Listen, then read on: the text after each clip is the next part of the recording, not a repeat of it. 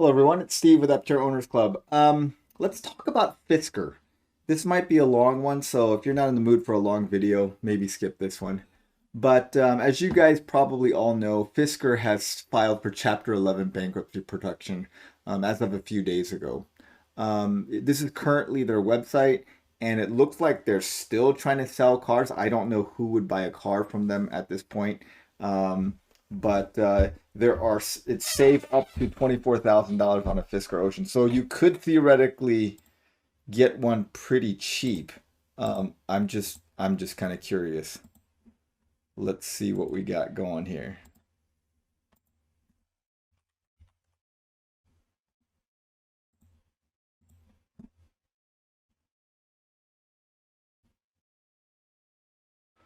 Okay, they're still pretty expensive. 68,000. Okay, here's one. This one is 37,000. That's not a bad deal. I mean, if it was a good car, I mean. Like I definitely wouldn't buy one from a company that's going under bankruptcy protection. Anyways, we've seen this coming for a bit, but as you guys know, I've covered Fisker exactly 3 times on this channel. So the first one was I made this video back in January of 2022, so 2.5 years ago. And this is Henry Fisker's personal website. Now I try to find it. His personal website is now shut down, but he used to have this personal website where he talked about all of his all the things that he did. And remember, he had in 2011 he had this thing called the Fisker Karma. They sold very few of those. It was not a great car. That company went defunct, and then he restarted this. So yeah, there's the Fisker Karma.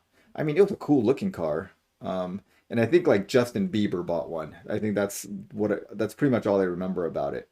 But then he started this Fisker Ocean, and I kind of wanted to compare it to Aptera because it was one of the few cars that had a solar roof. So Fisker had a solar roof, and it was a cool looking car. And actually, one of my friends bought this car.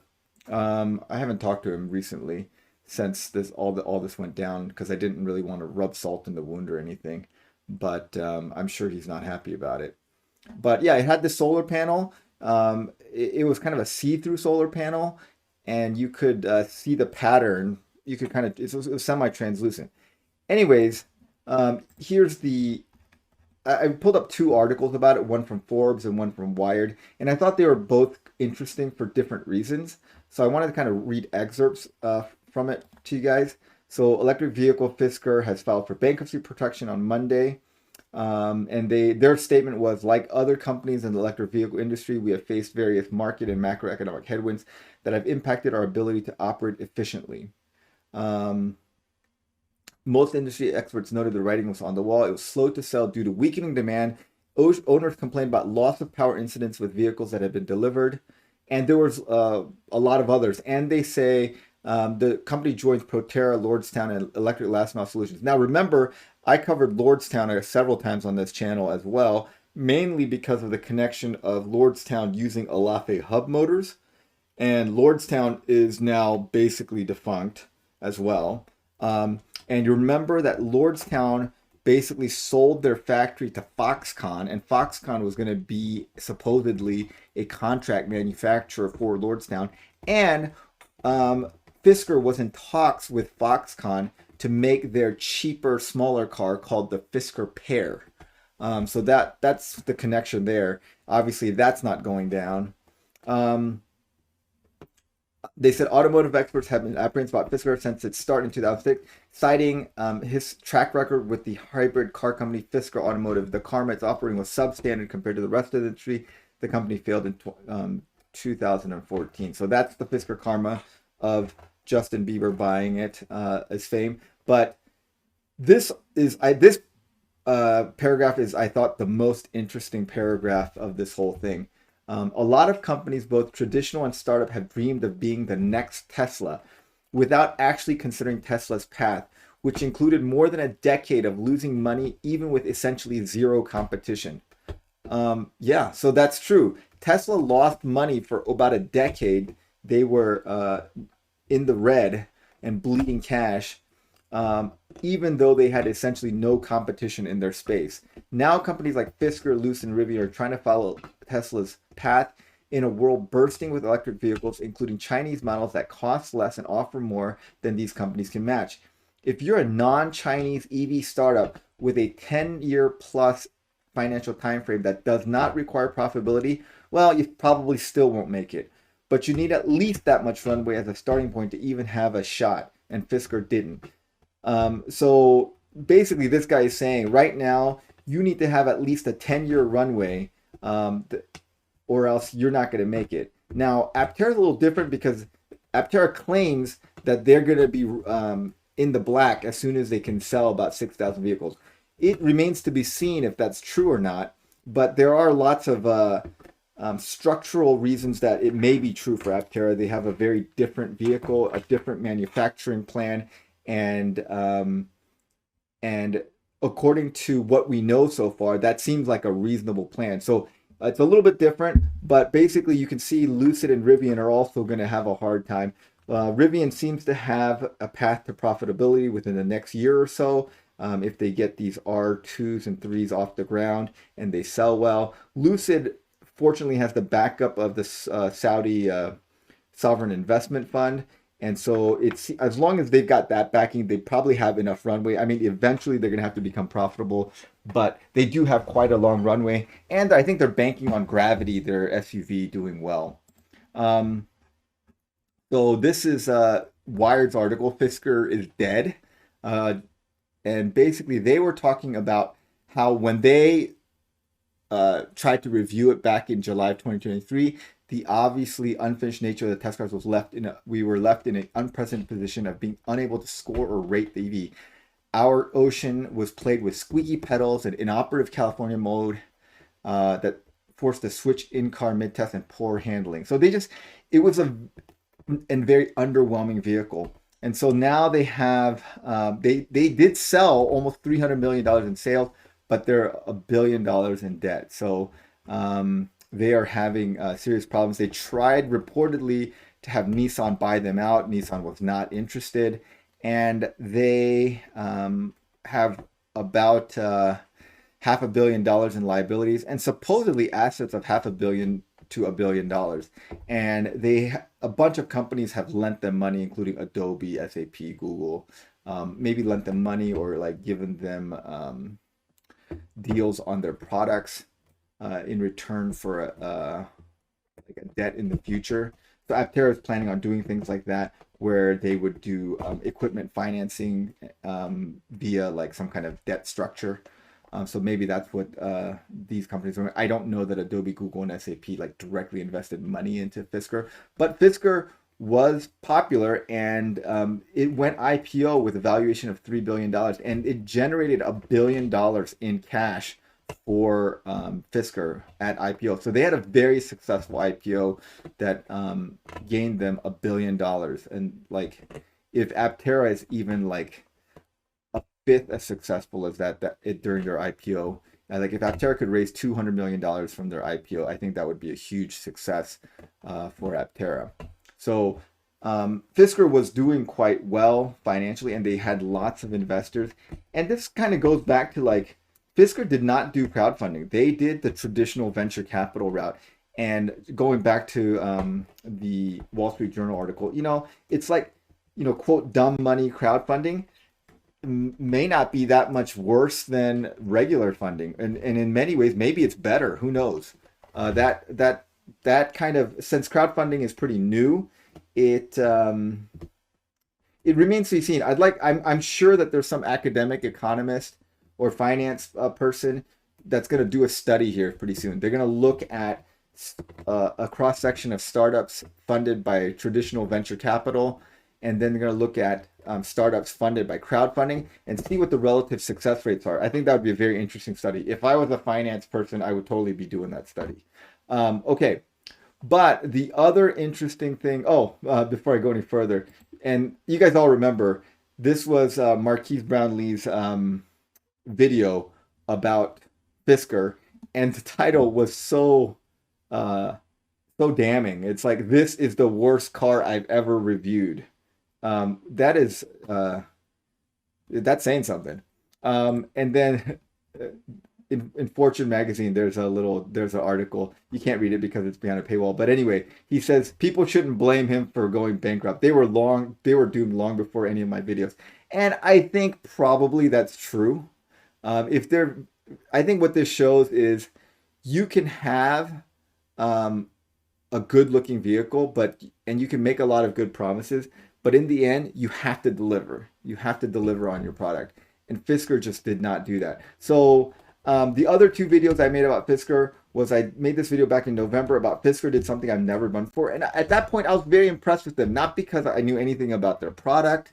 I've never personally even seen a Fisker Ocean, but they did say that they were going to start production on November 17, 2022, in 2021. And indeed, they did start production. So that was super impressive to me that they actually hit a timeline. There was no timeline slippage. And then, but in the end, even though they started production in November of 2022, they did not really deliver vehicles until about, I think June. Yeah, June of 2023. So there was like a 6-7 month delay from start of production to actual customer delivery. And this is a screenshot of this website called Fiskerati. If you guys been following Fisker, you probably know Fiskerati. Fiskerati was run by this guy named Sean, I don't know, I forget, Sean something. But he was basically sort of like me for Aptera. Like he had a YouTube channel called Fiskerati, and he had a website called Fiskerati. I mean, I don't have a website, but he was one of the biggest like fan outlets, media outlets for Fisker, and he had a very slick operation. Had this website, looked very nice, and he went and like visited the Magna factory, and oh yeah, here's his name, Sean Callahan. Yeah, so he had a very nice website. And then I was like, I wonder what he's saying about this when I was researching for this video. And I tried to go to fiskerati.com, and it's gone. Like the website does not exist. And then I tried to go to his YouTube channel, also does not exist. So basically those have been shut down. And I like Googled it, and then this is what I got. Like the Google points to this Reddit page, and this was pretty interesting to me. And I think there's maybe lessons from Fisker for Aptera, and maybe for me as well. So this guy says, just went to Fiskerati to see what they're saying. I know they sold the car the other day. Already redirects to a new name and new website masthead. I guess someone will need to start a new site for people that keep them and try to figure things out. And then people are like, he created a site specifically for Fisker and completely bailed on all his followers. I would not follow anything he does. And then this guy is pretty upset. More than that, he cherry-picked the data to paint a better picture than that was. It's probably one of the reasons that people kept the faith and kept buying stock while Fiskers enjoyed their $20 million home. He was part of the deception. If he was truly a friend of the brand, he would have been less one-sided, forcing the brand to get better. What he did was provide cover for all the failures, considering they lost millions of dollars. Even then, the systems were set up correctly. God knows what else was on fire at Fisker. The stories will come out from disgruntled employees. That move to just lock everyone out, not allowed to grab their personal things, is not a good move for employees. And we will definitely see more and more stories as people start to speak up. I feel for the true leaders, but this Fiskerati guy was part of the problem, not a dedicated voice of the community. So this guy's going pretty hard on Sean, and I don't know if it's deserved or not. But yeah, I think of what I noticed of his coverage, it was very, very glowing. And so I went to Internet Archive, and try to look up some Fisker stuff. And like this was one of the last things, I think one of the last things on his page, and he was talking about how the Ocean update was a game changer, and it was great and amazing, and this, that, and the other. But people just, if you read this Reddit page, people really went in on him, and they thought that he was like they're thinking he's a bad guy for being part of this, and I don't know if that's deserved or not, but I just made me think like, in the chance that Aptera goes down, which isn't completely unreasonable. Of course I'm hoping not. What will people say about this channel, like my videos? Are they going to say that I was basically just a shill for the company, or that I had like objective coverage of the company? Now, again, I've always told everyone I'm a huge fan of the company. I love the product.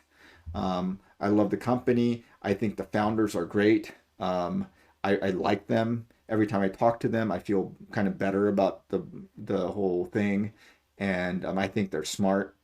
And so I have good feelings about it. And I want to help them. I want to help them succeed if I can. But I also am a skeptic, like deep down. Like that's my personality. I'm sort of a skeptical person. So I try to keep objective about the thing and point out the things that don't make sense to me, and point out the things that I think maybe Aptera should be doing better when I can. Of course, I'm not an engineer. I don't know much about cars. I'm just a big fan that likes their stuff. But I hope that I'm giving an objective coverage of the whole journey here. And then people also said that like this guy Sean basically fooled people into investing, and I hope that that's not what's happening here. Like, I hope I'm not fooling people into investing into Aptera. I've invested in them. I've said that several times. Again, this guy evidently said that he put his entire 401k or his entire IRA into Fisker, which was probably not a smart move. If he actually did that, that would be not a smart move. Like, I definitely have put an amount into Aptera that is an amount that is inconsequential for me if I lose it. It's not a big deal. It's a small amount that's not going to make an impact on my finances if I lose it. And I've always told everyone, startups are very, very risky. Aptera is no different, and you should not invest something that you're not willing to lose. And it's just a high risk investment. And I'm not giving anyone any kind of investment advice on this channel. So I hope that these people are saying that he basically fooled people into investing by covering things up. I'm not trying to cover things up, and I'm not trying to fool people into investing. I'm just a big fan that runs a channel that talks about stuff that's interesting to me and my take on what's going on in Aptera. And again, I have a bias. I love the company. I love the product. I want them to succeed because I definitely want to drive one, and I want to buy one, and I hope they have a good car. Now, I think the lesson for Aptera is you have to make a compelling product that's good. Now, you guys remember when Tesla first started making cars? Their cars had problems. They were not great cars, and there were glitches. But at that time, there was not really an alternative to Tesla, and people were very enamored with the idea of Tesla, and they were willing to forgive these minor glitches. And I think Aptera is in a good space that way. Aptera is in a good space in that there's nothing like the Aptera, and so I think people are going to be more understanding of small glitches. Now, for the Fisker Ocean, there's lots of things like the Fisker Ocean. The number of EVs that are small, compact SUVs, there's like a ton of them. There's like the Ioniq 5, there is the VW ID4, there's Tesla Model Y. There's so many choices.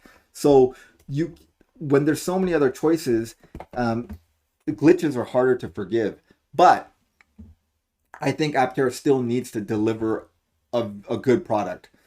I think small glitches people are going to understand, but things like losing power while driving, like those are not forgivable. So they need to produce as good a car as they can. And I think maybe Fisker they hit their timelines, but perhaps they shouldn't have hit their timelines. Maybe they should have had timeline slippage to produce a better vehicle. And if they had a better vehicle, they would still be around now, because they want to make the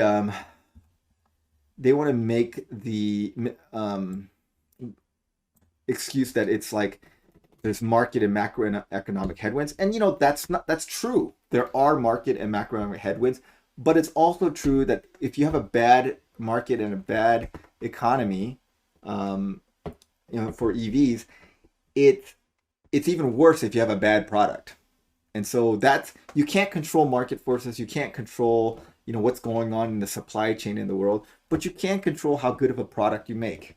And I think Fisker needs to take some responsibility for that. Like, our product honestly wasn't that great, and when you have competition, um, people are just not going to buy your a worse product. Aptera is in a good position that way because there really is no competition for the Aptera. If you're looking for a specific thing. Now, if you're looking just for a small, inexpensive EV, yes, there's tons of competition. There's going to be Chinese cars and other cars that are relatively efficient and relatively cheap. But if you're in the market for a hyper efficient solar vehicle, there is no competition for it.